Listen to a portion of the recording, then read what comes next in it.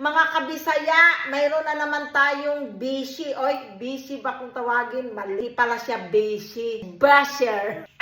Alam mo ba ang sabi niya? Iiwan ka rin yan. Yung iba kasal nga sa mga apam nila, iniwan pa rin. Kung matagbaw na yan, uuwi rin yan. Naku, kawawa ka na. Tatandaan ko yung sinasabi mo, Artemio. Ito na nga, nagpapasiksi na nga para hindi na nga iwan ni apam, diba? Pero Artemio, wag kang maghusga kaagad, Artemio. Dahil ako ang mas higit na nakakakilala sa asawa ko.